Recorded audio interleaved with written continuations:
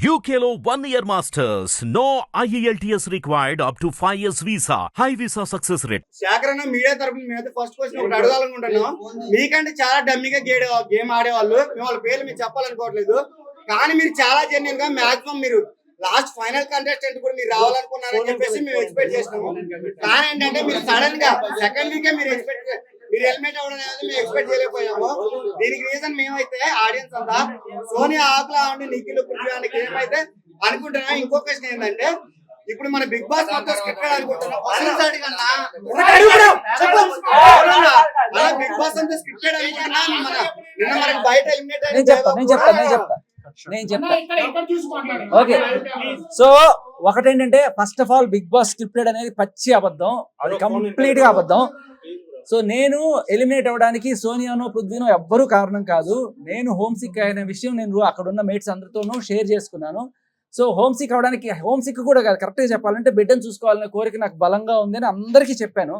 వాళ్ళందరూ కూడా కొంత సింపతి చూపించి సో ఏదో రకంగా వీడిని పంపిద్దాం అంటే నువ్వు ఎలిమినేట్ అయినా పర్లేదా అనే డిసిషన్ వచ్చినప్పుడు సరే ఏదైనా పర్లేదు నాకు బిడ్డను చూడడం అనేది ఇంపార్టెంట్ అన్నట్టుగా నేను కొంతమందితో చెప్పడం జరిగింది. సో వాళ్ళు వీడి మంచికే అన్నట్టుగానే నాకు అలా చేసేది తప్ప ఎవ్వరూ నా మీద కక్ష కట్టి చేయలేదు, అందరూ ప్రేమతోనే పంపించారు నన్ను.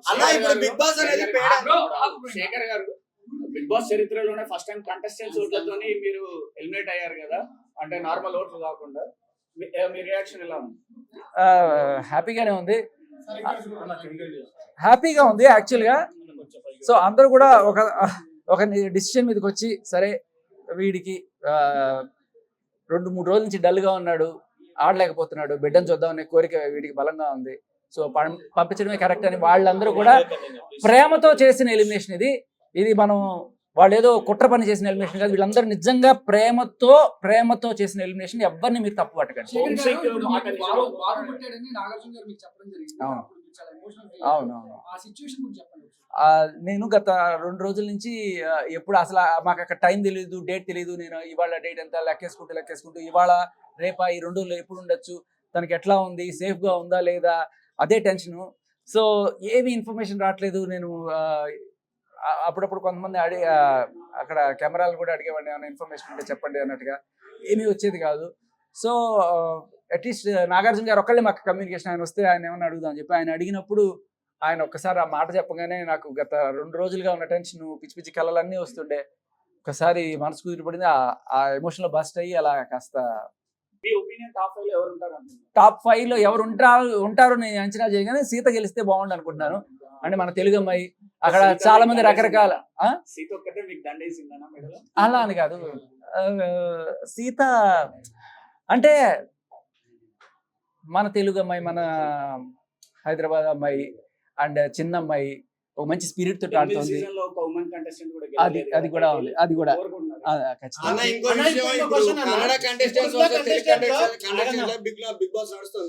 సో అది నిజమా లేకపోతే ఆడియన్స్ అనుకునేది అబద్ధం అనేది ఒకసారి మీ మాటలో చెప్పండి. అలా కన్నడ తెలుగు అని ఏం లేదు, బట్ కన్నడ వాళ్ళు ఉన్న మాట అయితే వాస్తవం. కానీ కొంతమంది ముందుగానే తెలియడం వల్ల ఒకరికొకరికి వాళ్ళు రాగానే కొంతమంది క్లోజ్ అయిపోయి వాళ్ళు మాట్లాడుకోవడం వల్ల కొంతమంది మనం ఏలియన్ అయిపోయాము, మనల్ని వీళ్ళు దూరం చేశారని ఒక ఫీలింగ్ అయితే కొంతమందికి రావడం. అసలు బిగ్ బాస్ వెళ్ళక ముందు మీరు అందరూ కూడా నన్ను మీ ఛానల్స్ కి పిలిచి ఇంటర్వ్యూలు చేసి నన్ను ఇంత వాణి చేసి మీరే నన్ను అక్కడ పంపించారు. సో ఇక్కడ మీకు కొంచెం అందరూ ఒకటేసారి రావడం వల్ల కొంచెం అటు ఇటు అవుతుంది, దయచేసి మీరు అర్థం చేసుకోండి. సో ఇకపోతే ఎలిమినేషన్ బిగ్ బాస్ చరిత్రలో ఇది హ్యాపీయెస్ట్ ఎలిమినేషన్ గా మీరు గమనించాలి. ఆ కంటెస్టెంట్స్ ఎవ్వరు కూడా వెనుపోట్లు పొడి చేయడం అలాంటివన్నీ కాదు. ఈ రోజు నన్ను ఎలిమినేట్ చేసి పంపించిన కంటెస్టెంట్స్ ఎవరైతే ఉన్నారో ఫస్ట్ టైం బిగ్ బాస్ లో ఇలాంటి ఒక సాంప్రదాయానికి తెరతీశారు. అంటే జనరల్ గా ఇన్నాళ్ళు జనాలే ఆడియన్సే ఎలిమినేట్ చేస్తున్నారు, but for the first time contestants ని ఎలిమినేట్ చేసే అవకాశం వచ్చినప్పుడు కంటెస్టెంట్స్ ని నేను ఆల్రెడీ గత ఒక రోజు ముందు నుంచే నేను ప్రిపేర్ చేశాను. నేను వెళ్ళిపోదాం అనుకుంటున్నాను, నేను పిల్లాడిని చూద్దాం అనుకుంటున్నాను, నాకు కొంచెం మేర దమ్ గుట్రా ఎదర్, నేను ఖచ్చితంగా పోదాం అనుకుంటున్నాను. దానికి ఇంకొక కారణం కూడా ఏంటంటే నాకు అక్కడ ఫుడ్ చాలా ప్రాబ్లం అయింది. ఒకే ఒక వెజిటేరియన్ మొత్తం నేను అక్కడ, అందరూ కూడా ఎగ్ లేకపోతే చికెన్ మటన్ ఇవన్నీ తీసి సరిపెట్టుకుంటున్నారు, కానీ నాకు చాలా ప్రాబ్లం అయిపోయి, ఎంత ప్రాబ్లం అయిందంటే వాళ్ళు ఆఖరికి ఆ ప్రోటీన్ పౌడర్ కూడా తీసుకెళ్ళిపోయారు. సో ఏ సోర్స్ లేకుండా నాకు ఆల్మోస్ట్ 2-3 రోజులుగా రోజు పొద్దున్న లేవగానే చక్కెర రావడం ఇవన్నీ కూడా అవుతుండే. సో నేను 2-3 సార్లు రిక్వెస్ట్ కూడా చేశాను. అది కొంచెం ఆ ఫుడ్ ప్రాబ్లం వల్ల, అండ్ ఇంకొకటి ఏంటంటే ఇక బిడ్డను చూసుకోవాలనే ఆత్రంలో నేనే అందరినీ అడిగి వాళ్ళు ప్రేమతో బిగ్ బాస్ చరిత్రలో ప్రేమతో చేసిన ఎలిమినేషన్ ఎవరిని కూడా నేను తప్పు పట్టట్లేదు. కంటెస్టెంట్స్ అందరూ కూడా నన్ను ప్రేమతోనే పంపించారు. అండ్ మేబీ హూ నోస్ మళ్ళీ రాసి పెట్టుంటే ఇంకోసారి వెళ్దాం అంతే. తెలీదండి.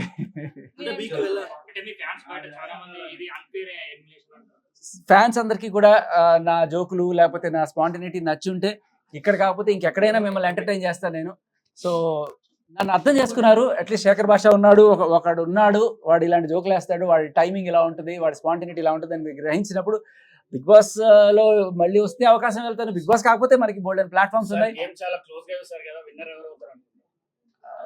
విన్నర్ ఎవరు అవుతారని కాదు, ఎవరు అవ్వాలని కోరుకున్నానంటే నాకు సీత గాని విష్ణుప్రియ గాని అయితే బాగుంటుంది. మన తెలుగు అమ్మాయిలు ఇప్పటిదాకా అమ్మాయిలు కాలేదు, ఫస్ట్ టైం అమ్మాయిలు అయితే బాగుంటుంది. అండ్ తెలుగు అమ్మాయిలు కదా అని ఒక అండ్ చాలా అనిపించింది. తెలుగు బిగ్ బాస్ మొత్తంలో ఇప్పుడు ఎక్కువ మంది చూస్తే బయట వాళ్ళే కనిపిస్తుంది. అవునవును, మీకేమనిపించింది? అనిపించింది, అది కూడా అనిపించింది, కొంత అనిపించింది. బట్ అంటే ఒకసారి వాళ్ళు వాళ్ళ ఊరు దాటి మన దగ్గరికి వచ్చి మనతో ఉంటున్నప్పుడు వాళ్ళు మన వాళ్ళగానే పరిగణించాలి. సో ఎలిమినేట్ అవడం కూడా ఫస్ట్ బైపాక్, నెక్స్ట్ మీరు ఇద్దరు తెలుగు వాళ్ళ కన్నడ వాళ్ళ ఎక్కువ అయిపోయారు.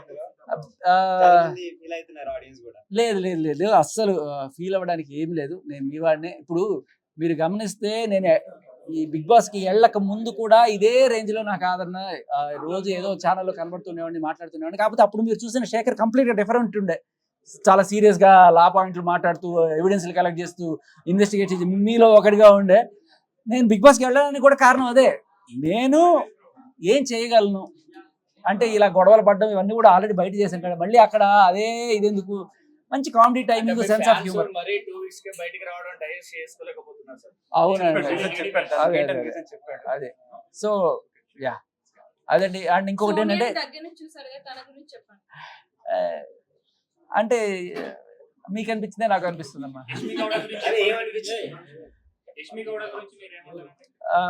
సోనియా కొంచెం టాప్ స్కేల్లో ఉంది, యష్మి కొంచెం నెక్స్ట్ ర్యాంక్ లో వస్తుంది.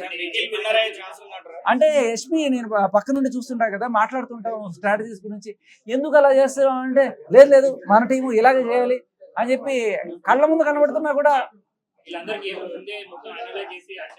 వచ్చి ఉంటారేమో. అది నేనైతే ఉన్నాను, వాళ్ళకి స్ట్రాటజీస్ అన్ని ప్రిపేర్ చేసుకుని వచ్చారు. కానీ ఇవన్నీ కూడా ఎవరైనా సరే నామినేషన్ నుంచి తప్పించుకోగలరు, కానీ నామినేషన్లకు వచ్చిన తర్వాత జనాల నుంచి అయితే తప్పించుకోలేరు కదా.